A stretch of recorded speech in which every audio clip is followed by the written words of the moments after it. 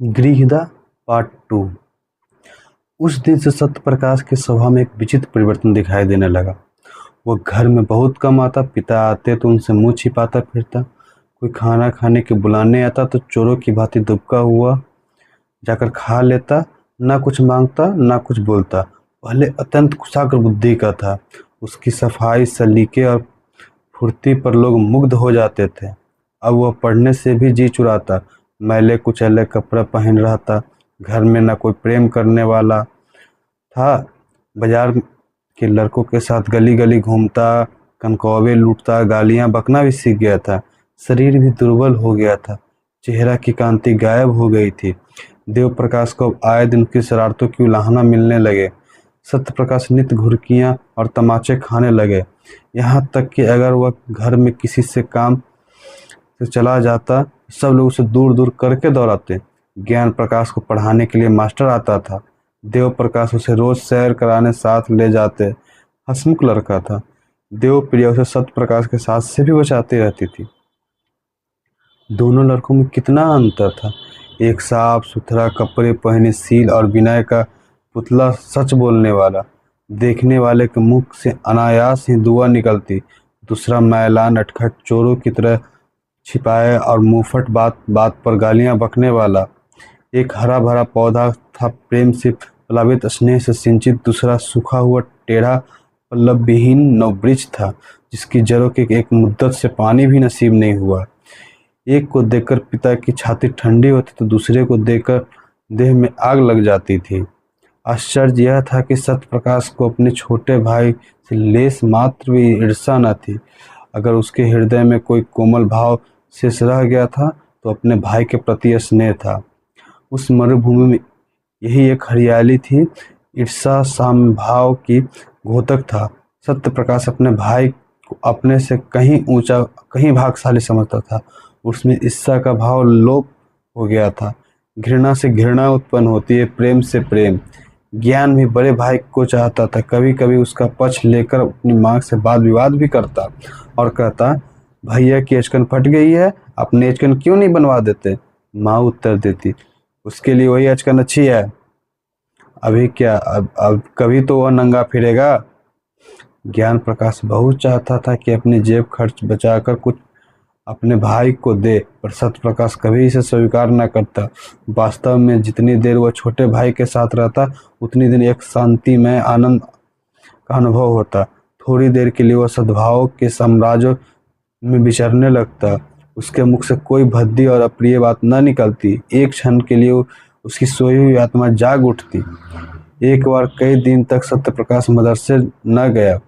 पिता ने पूछा, तुम आजकल पढ़ने क्यों नहीं जाते, क्या सोच रखा है, मैंने तुम्हारी जिंदगी भर का ठेका ले रखा है।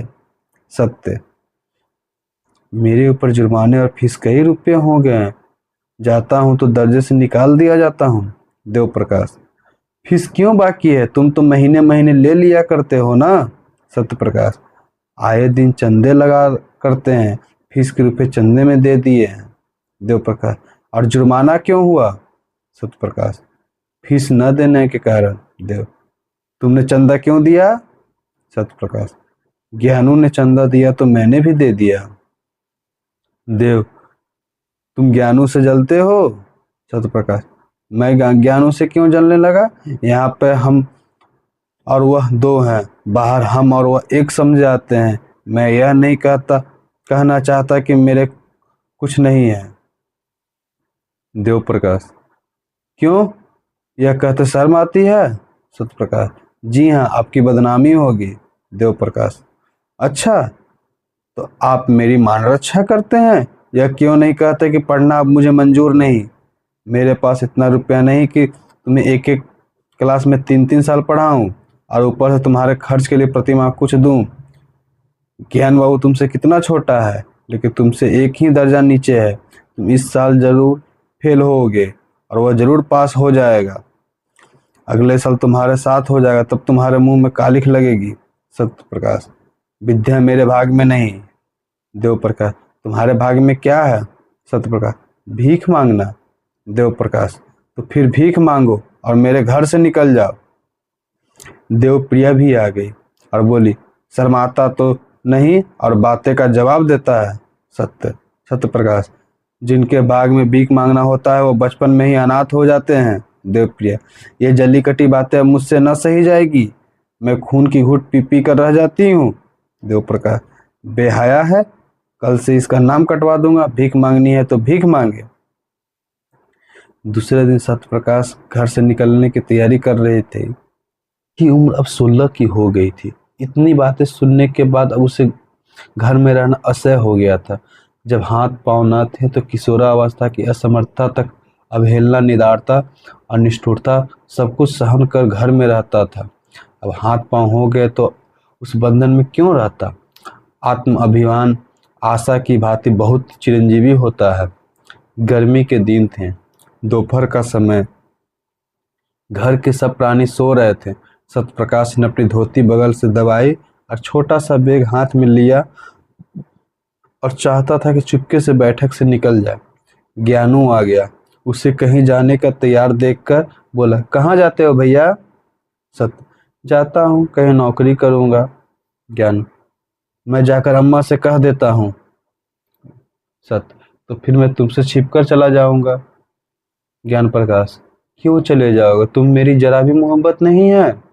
सत्य प्रकाश, सत्य प्रकाश ने भाई को गले लगाया और कहा, तुम्हें छोड़कर जाने का जी नहीं चाहता, लेकिन जहाँ कोई पूछने वाला नहीं वहाँ पड़े रहना बेहाई होगा। कहीं 10-5 की नौकरी कर लूंगा, पेट पालता रहूंगा, और किस लायक हूँ। ज्ञान प्रकाश, तुमसे अम्मा क्यों इतनी चिढ़ती है, तुम्हें मुझसे मिलने को मना क्यों करती है। सत्य प्रकाश, मेरे नसीब खोटे हैं और क्या। ज्ञान, तुम पढ़ने लिखने में जी नहीं लगाते। सत्य, लगता ही नहीं, कैसे लगाऊं, जब कोई परवाह नहीं करता तो सोचता हूँ कि यूं ही यहीं न होकर ठोकर चला जाऊं बला से। ज्ञान प्रकाश, मुझे भूलकर तो न जाओगे, मैं तुम्हारे पास खत लिखा करूंगा, मुझे भी एक बार अपने यहाँ बुलाना। सत्य प्रकाश, तुम्हारे स्कूल के पते से चिट्ठी लिखूंगा। ज्ञान प्रकाश रोते रोते, मुझे न जाने क्यों तुम्हारी बहुत मोहब्बत लगती है। सत्य प्रकाश, मैं भी तुम्हें सदैव याद रखूंगा। यह कहकर फिर उसने अपने भाई को गले लगाया और घर से निकल पड़ा। पास एक कौड़ी भी न थी, वह कलकत्ते जा रहा था। सत्य प्रकाश कलकत्ते क्यों कर पहुंचा, इसका वृतांत लिखना व्यर्थ है। युवकों में दुस्साहस की मात्रा अधिक होती है। वो हवा में किले बना सकते हैं, धरती पर नाव चला सकते हैं। कठिनाइयां में कुछ परवाह नहीं होते, अपने ऊपर असीम विश्वास होती है। कलकत्ते पहुंचना ऐसा कष्ट साध्य था।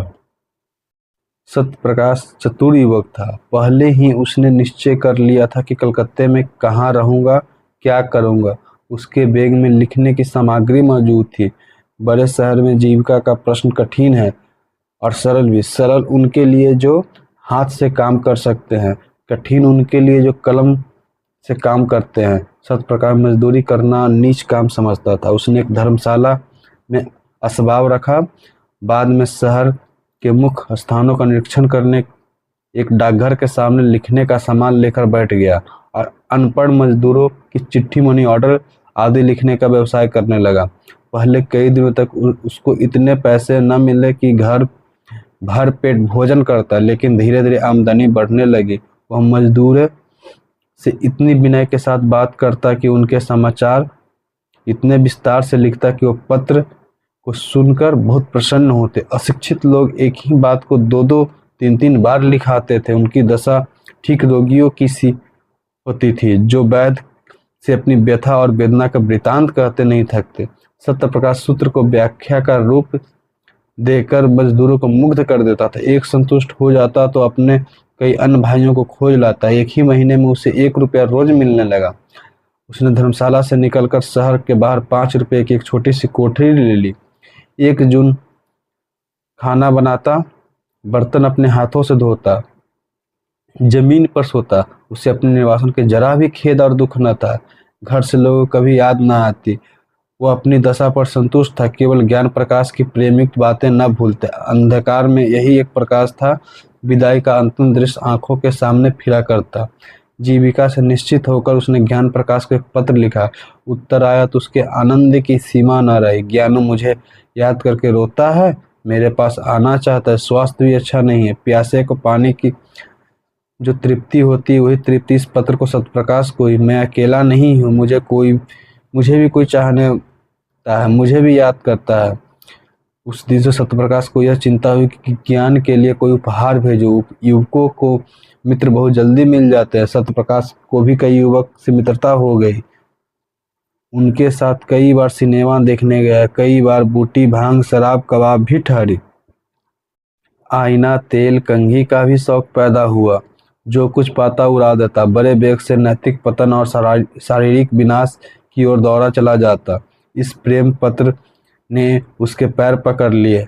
उपहार के प्रयास से इस दुर्व्यसनों को तिरोहित करना शुरू किया। सिनेमा का चस्का छूटा।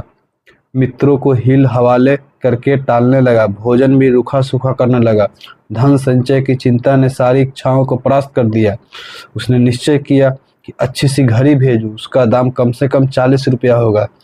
अगर 3 महीने तक एक कौड़ी का भी अपव्यय ना करूं तो घड़ी मिल सकती है। ज्ञानू घड़ी को देखकर कैसा खुश होगा। अम्मा और बाबूजी भी देखेंगे, उन्हें मालूम हो जाए कि मैं भूखों नहीं मर रहा हूँ। किफायत की धुन में वह बहुधा दिया बत्ती भी न करता। बड़े सवेरे काम करने चला जाता। सारा दिन 2-4 पैसे की मिठाई खाकर काम करता। उसके ग्राहकों की संख्या दिन दूनी होती जाती। चिट्ठी पत्री के अतिरिक्त अब उसने तार लिखने का अभ्यास कर लिया था। 2 ही महीने में उसके पास 50 रुपया एकत्र हो गया। जब घड़ी के साथ सुनहरा चैन का पार्सल किया तो ज्ञानू के नाम भेज दिया तो उसकी चित्त इतना उत्साहित हो मानो किसी निसंतान को बालक हुआ हो। पार्ट 2 समाप्त।